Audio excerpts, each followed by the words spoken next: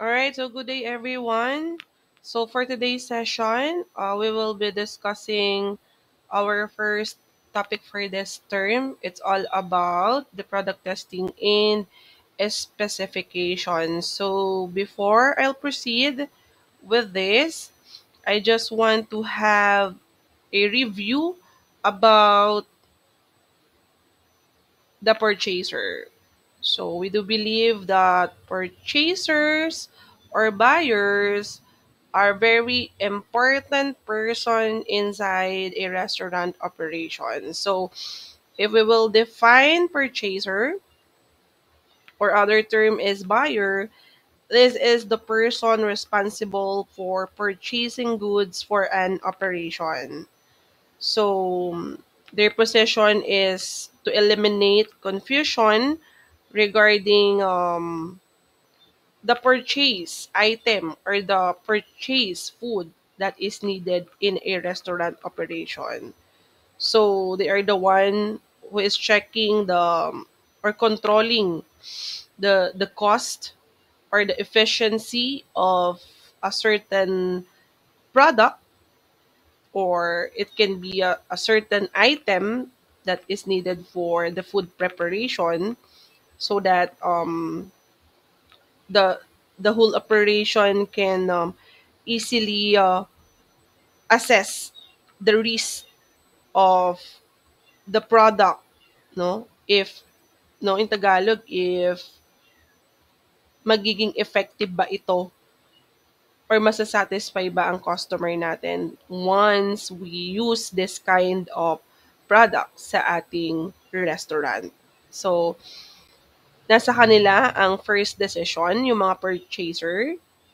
So they need to determine as well those products na kaya ng budget, no, ng isang restaurant, at alam natin at the end of the day is makakapagbigay pa din ng profit sa restaurant. Okay? So, there are types of characteristics of an ideal purchaser. So, bakit ko ba ito inuuna? Kasi we cannot jump into the second topic na i-discuss ko later if hindi natin malalaman yung role, no, and responsibility ng isang purchaser. Again, the other term when we say purchaser is a buyer. Okay, sa restaurant operation po. So, their characteristics are, number one, of course, punctuality, and then reliability. They have also the honesty and trustworthy, and also they are skilled enough for the mathematical concepts. Okay? So their duties is, of course, number one, they need to coordinate with the station chefs and manager for items to be bought. Ano ba yung kailangan sa kitchen? Ano ba ang kailangan ng ating mga chef pagdating sa ingredients? So sila yung kailangan mag-check sa market or ng suppliers, no? Para may magamit ang ating mga cook sa loob ng restaurant. And also, isa pa sa duty ng purchaser is to coordinate with the stockman for items to be replenished. So, ano ba yung mga items na running out na ng stocks, or ano yung hindi mabilis ma-move na product. So, the purchaser need to coordinate sa stockman, or mas familiar kayo sa tawag na inventory staff ng restaurant, para alam niya kung anong item ang ipo-purchase niya. And also, one of the duty of purchaser is to build a good relationship with the suppliers. So sabi nga nila, ang mga purchaser, malaki ang kinikita nito kasi sila yung bidders eh. Sila yung nakikipag-bid sa mga suppliers natin. Siyempre, if you will build a good relationship to them, of course, kasama na din dun yung pagbibigay ng mas maliit na halaga nung binibili nating item as part of the supply ng restaurant. So, marami rin akong kilala or nakilalang purchaser na talaga namang um, may mga ano din, kickback. Ayan. O siguro gamitin na lang natin mga tip. Yan. No? Kasi, nakakapag-ano sila eh, nakakapagbigay ng um, magandang pakikitungo doon sa mga suppliers. So, syempre, kasama na dun yung pagbibigay din ng discount kapag in good terms na kayo ng mga suppliers. And also, last duty ng purchaser is they organize receipts for documentation. So, lahat ng nabiling supplies and stocks is kailangan nilang i-file and i-report sa ating um, restaurant general manager. Okay? So, ngayon, we've done already defining the duties and what is the role of a purchaser. Ngayon, ano naman yung connection niya sa product testing and specification. So, dito tayo ngayon magfo-focus, no? So, nasabi na natin yung mga characteristics a while ago ng isang purchaser. So, paano natin mako-connect yung characteristic nila para magawa nila tong sinasabing product testing and specification. So, number one is they have the knowledge dapat with the product integrity and use. Okay? So, paano ba natin, class, i-define ang product specification or product testing na kailangan gawin ng isang purchaser sa isang restaurant operation? So, before that, we have the LO, learning objectives, that at the end of the session, the students must be able to identify the different product specifications, learn how to use the different product testing, and distinguish the best supplier based on the result of product testing. So, my question, class, is bakit nga ba gumagamit tayo ng product testing and specification sa restaurant operation? Gaano ba siya kahalaga? Okay, syempre, ang magiging sagot nyo, ma'am, mahalaga po talaga ang product testing and specification. Tama naman, kasi number one na kailangan natin makita is yung ma-ensure natin na yung product na pinoprovide natin sa customers is mamimit yung expectation nila. Actually, it's hindi lang expectation, exceed the expectation of the customers. So, by means of product specification, nagiging clear sa restaurant operations na kung ano ba yung dapat nating maging supply and maging stocks na magko-connect doon sa nagiging need ng ating customer. And of course, yung product testing din, needed siya ng restaurant operation since it ensures the product delivery on its promise. So meaning to say, hindi natin pwedeng dayain ang ating customer kasi tested natin yung product.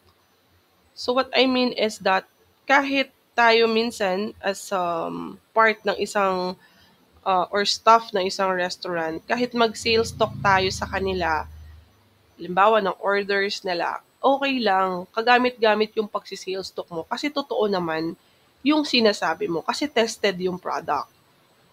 Do you get my point? Let's say, for example, if you will serve a leche flan and then gumagamit kayo ng condensed milk but not ordinary condensed milk, you know na ino-offer mo leche flan, something unique and extraordinary kasi you tested already anong klase ng condensed milk ang ginagamit nyo for that leche flan.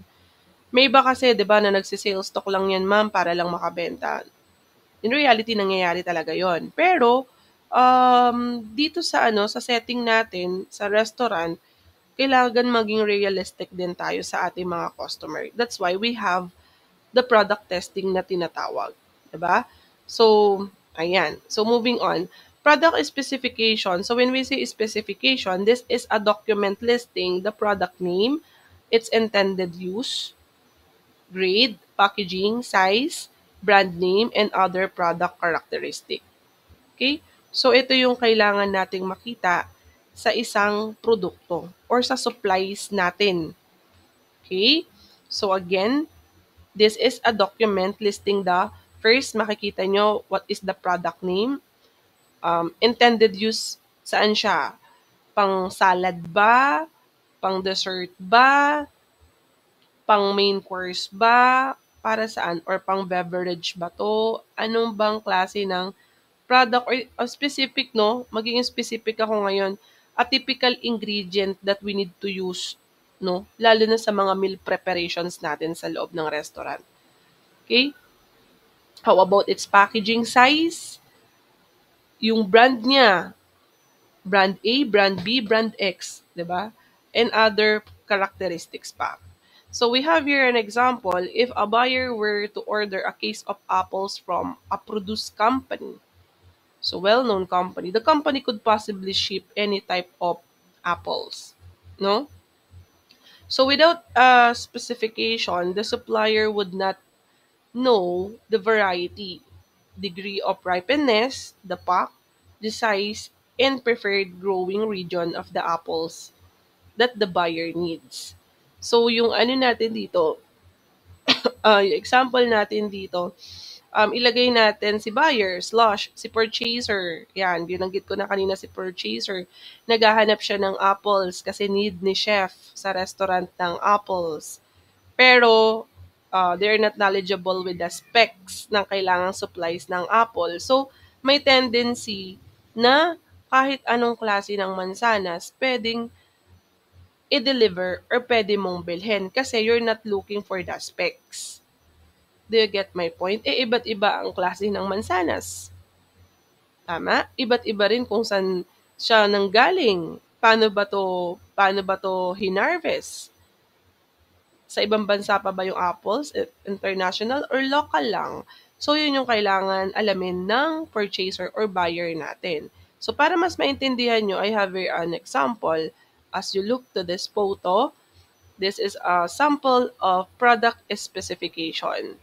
So, we have the product name, which is lychee. Limbawa, kailangan natin ng maraming supplies and stocks ng lychee for our lychee smoothie na ino-offer ng restaurant.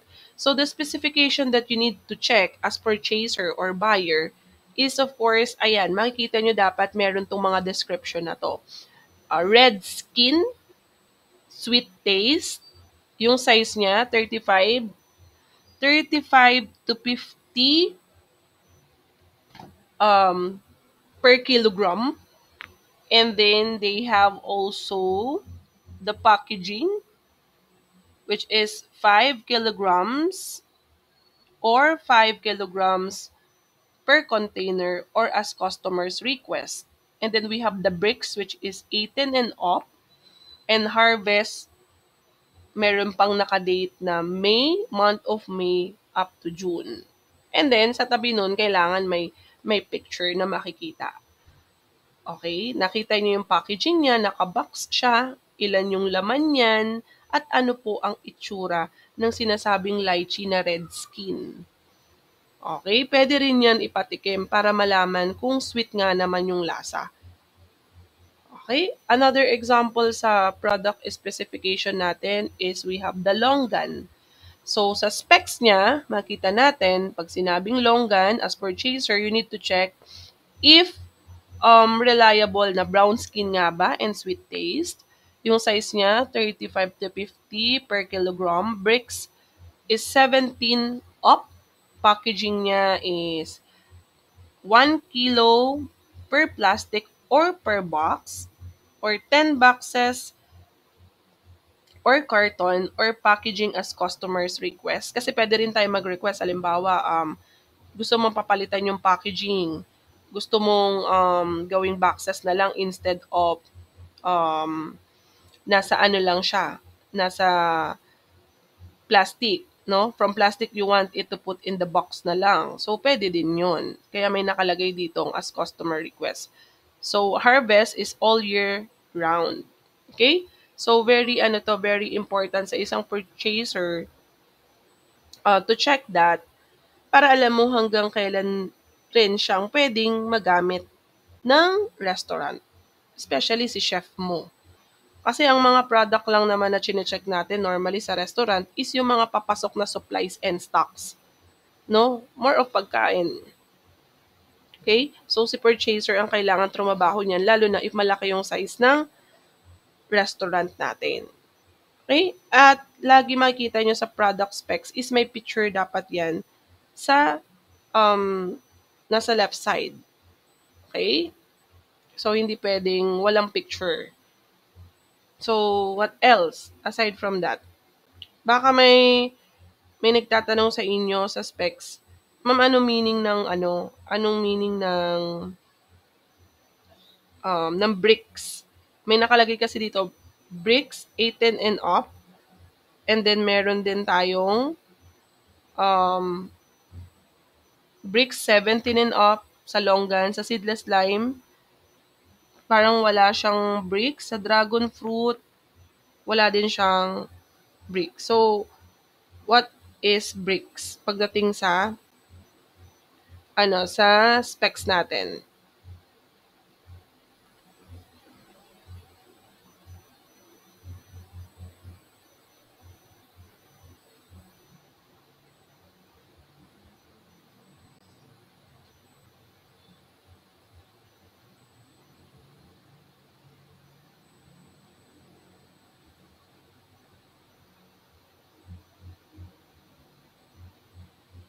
Okay, do you have any idea when we say bricks? Okay, so this is something to do with the gram of a sucrose, no? So since fruits to, kailangan ma-check din natin kung ilan yung amount na pwedeng ma-dissolve, no, from that fruit, of course, coming from the extract. Okay? So, meron nga minsan sinasabing 1 gram of bricks. Ibig sabihin, yung sucrose na meron yung fruits na yon. Okay? So, may tendency kasi, there are times na kapag hinalo na natin yung ingredient na yan, halimbawa yung fruits na yan sa ibang item, so, nagkakaroon ng pagbabawas ng weight ng fruits na yan kapag naihalo na natin yung weight niya mismo. So, ayun yung sinasabing bricks natin. So, 18 and up, and then we have 17 and up for lychee and longan. And, yan. So, we have the product testing. So, when we say product testing, excuse. So, product testing, no, there are different product testing that can be applied students to compare the quality and cost aspect among suppliers. So, the following types or test will give us a comprehensive guide, no, on how we will carry out each one. So parang yung i-mention natin mamaya, meron tayong tatlong klase ng product testing na pwedeng gamitin ni restaurant operation para ma-sure natin yung accuracy, quality, and of course, yung um, length na pwedeng magamit natin or makonsume yung mga ingredients or product na yon. So, let's start with yield test. So, pag sinabi pong yield test, they are used to determine how much the actual usable part and weight come out of the raw product a supplier offers you. So, when we say raw, from hilaw,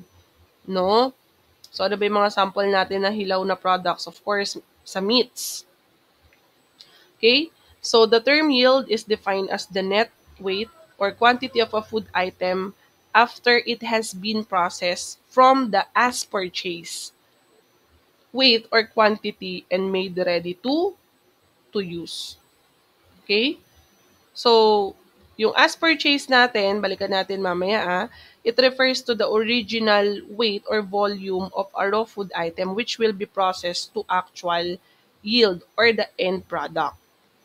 So, kaibahan, class, ng yung ng yield, the term yield, this is the net weight or quantity of a food item after it has been processed from the as purchased. So, ito na yung ano natin, no? Outcome ng isang product or ng isang ingredient after natin siya gamitin sa isang certain category. Halimbawa na lang yung fish fillet. Ayan. Yung fish fillet natin, kapag pinrito na natin yan, yun na yung tinatawag na yield. Okay? Pero kapag ginamitan natin yung fish fillet na as purchase, ibig sabihin po, yung as purchase natin sa fish fillet, ayun po yung raw na nabili natin from the market. So, hindi pa natin siyang totaling nagagalaw or hindi pa naluluto or hindi pa nai-slice. So, this is the original weight or volume of a raw. So, hilaw pa siya which will be, kumbaga, papunta pa lang siya sa ipaprocess mo pa lang siya to cook or to prepare yung fish fillet. So that's the difference between yield and as purchase. So ginagamit to ng mga restaurant so that they can check the weight, no? Yung timbang. Or gaano ba to kadami pag sinerve, or gaano ba to kalaki kapag naluto, or gaano to liliit kapag naihalo natin sa ibang ingredients. So, kailangan ng yield test para makapag-formulate din tayo at the same time ng tamang pricing sa ating mga menu or sa mga meal na sineserve natin. Okay? So, yield test is the first product testing. So, I hope naintindihan nyo the difference between yield and yung as purchase. Okay? And then, next is, under pa din to ng yield test natin, meron din tayong kailangan i-check, which is yung wastage allowance or yung WA. So, yung wastage allowance natin, it is referring to the portion or weight that has been discarded during the processing of the raw product. So, may mga tendency kasi as purchaser din, kailangan, sabi ko nga kanina, one of the ideal characteristic is you need to be knowledgeable. So, kung alam mo na maraming waste doon sa ingredient or product na bibilin mo sa supplier, might as well, wag yun ang piliin natin. Even that is needed ng chef or ng kitchen, maghahanap pa tayo ng ibang product or ibang stock company na magpo-provide sa atin na kaunti lang yung mawi-waste na um, mawi-waste coming from that specific product. So, bigyan ko kayo ng example dito. So, may picture tayo dito. Ayan, this is a filet mignon, a part of, parang mas familiar kayo sa tenderloin, no, na part ng meat. So, ngayon, itong nakikita nyo sa picture, yung white, no, itong white, fats yan eh, no, taba-taba. Ngayon, kapag niluto natin yan, yung fillet na yan, may tendency ganito na maging itsura niya afterwards. Okay? So, going back sa wastage allowance natin, so, it refers again to the weight na na-discard during the processing of raw food. So, itong fats na to, discarded yan kasi you cannot serve the fats sa customer natin, lalo na kapag ang kanilang order or request ng luto is ganito. Okay? So, meaning to say, saan mapupunta yung fats natin? So, consider siya as waste na. So, ilan ngayon, kung titimbangin mo, ilan yung na-waste na fats? Which is kasama yun sa binayaran mo nung binili mo yan sa supplier. Tama? Hindi naman pwedeng bawasan ng supplier yung fats at kukunin mo lang yung pinaka-meat lang talaga. Okay? So, ganyan talagang itsura niyan sa picture na to. Okay? So, nakukuha natin yung wastage allowance. So, ngayon, merong wastage rate and its percentage.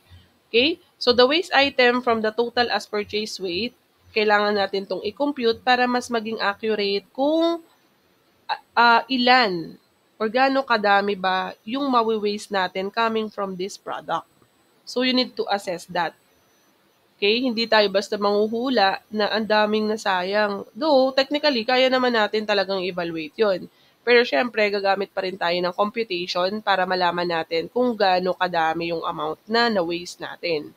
So, the waste item from the total as purchase weight, wastage allowance divided by as purchase weight, multiply to 100. Okay? And then yung yield percentage natin, it is used to determine the percentage of the actual usable weight of the food item from the as purchase weight multiply by 100. So, ganito po siya pag kinumpute natin. Going back sa fillet, so a fillet with as purchase weight of 500 grams, binili natin siya ng 500 grams, will give 400 grams of actual usable weight after trimming. So, nung tinanggalan na daw to ng fats, yung from 500 grams na original niyang timbang is naging 400 na lang. Nakukuha natin. So, the yield percentage is 80%. Paano nakuha yung 80%? So, yung actual usable weight natin is 500 or 400. So, yung 400 grams. And then, yung as purchase natin, nung binili natin siya is 500. So, we will divide the actual sa as purchase times 100, lalabas class ang 80%. Okay? So, yung 80% na to, ang kinukuha natin is yung tinatawag na yield percentage. Okay? So, ang yield percentage natin for a fillet is 80%. Okay? So, ano pa din? Makita natin, madami pa din yung pwedeng magamit sa klase ng product or pwedeng maging ingredient to kasi if we will, magre-range tayo up to 100, nasa 80% pa din, madami-dami pa din. So, makikita nyo dyan kapag ang naging result is nasa 40% pababa, yun talaga yung obviously marami ang naging waste natin sa supply ng ingredient na yan or product na yan. So here we go, 400 grams divided by 500 times 500 grams times 100 equals to 80%. So second testing, tapos na tayo sa yield test. Again, pag sinabing yield test, we are talking about the weight, no? We are talking about when it comes to its volume and at the same time, yung quantity, no? So ngayon, yung raw food naman natin, raw food test, this is done to determine which supplier offers the best quality, count, and weight of fruits and vegetables. So normally po, ang raw food test natin, pang fruits and vegetables lang din siya. Kasi mas nakikita ni purchaser kung ano yung quality ng kanyang kailangang bilhin. Pero yung sa yield ano natin kanina test, it doesn't mean pang meat lang to. Pwede pa rin natin siya gamitin for fruits and vegetables. No? So, itong mga testing na to, kahit alin dyan pwede nating gawin. It depends upon sa purchaser kung paano talaga siya magiging wise, no? Sa kanyang pagpili, no? Or in selection of different ingredients na gagamitin sa restaurant operation. So, maaaring sa raw food test, pwede kang mag-collect ng maraming stock um, stock company or suppliers. Yan, sa pagiging purchaser kasi dapat marami kang connection para mas ma-evaluate mo alin yung mas okay, mas better na supply at okay yung presyo and at the same time, quality products pa din. Siyempre, hindi ka rin naman kukuha ng mura nga tas hindi naman totaling magiging effective sa customers natin. So, andun pa rin tayo sa kailangan high quality ingredient pa din.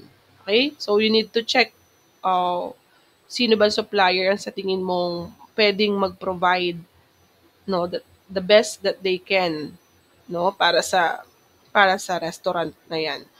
Okay?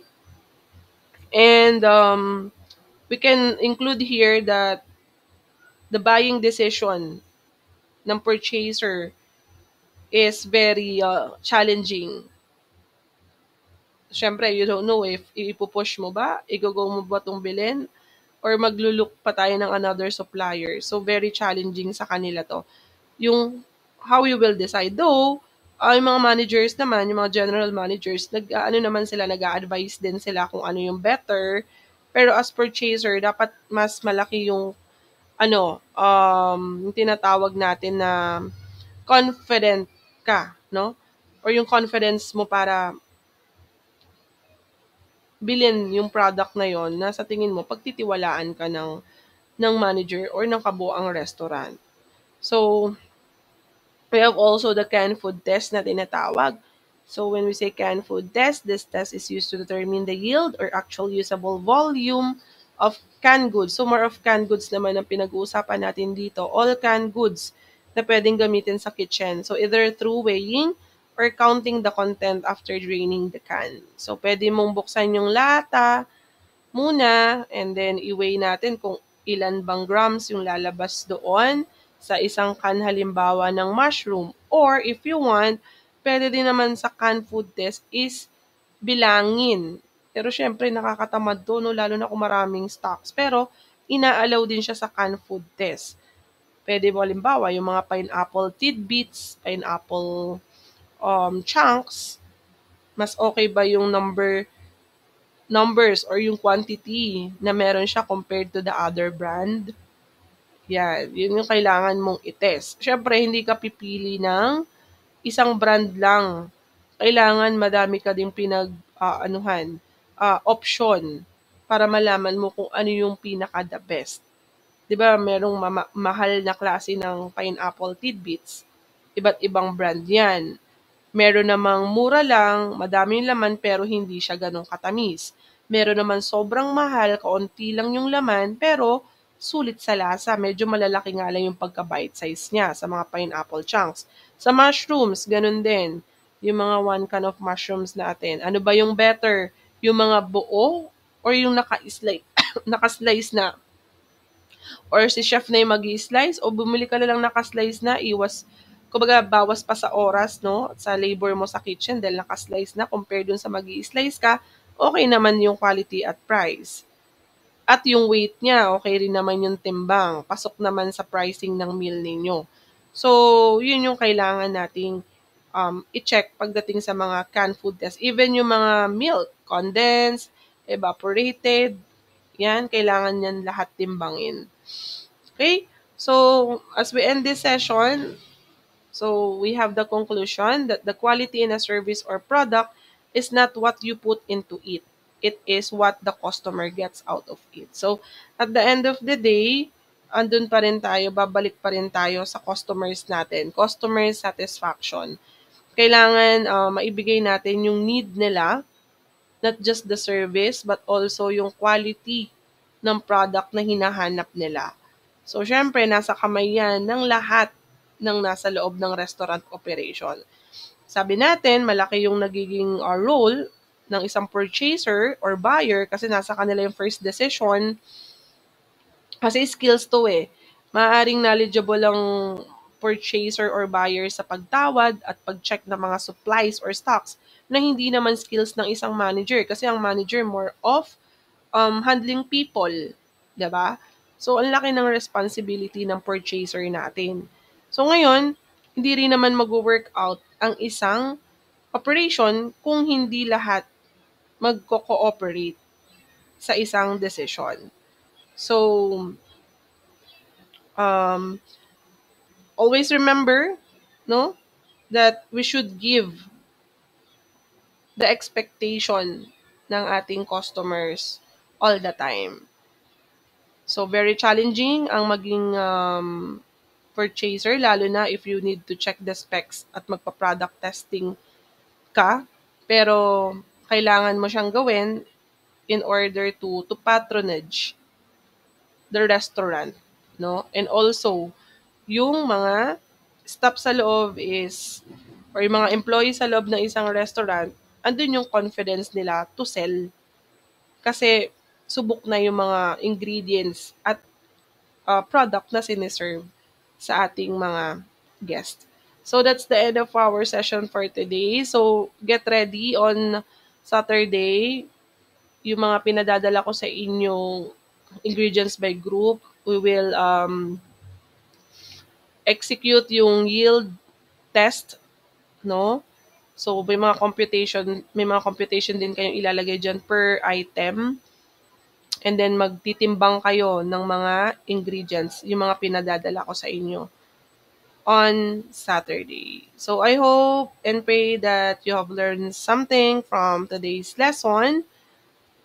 And if you don't have any questions na, ayan, in mind, so that's the end of our session. But if you have something to ask, do not hesitate to message me. So goodbye and God bless everyone.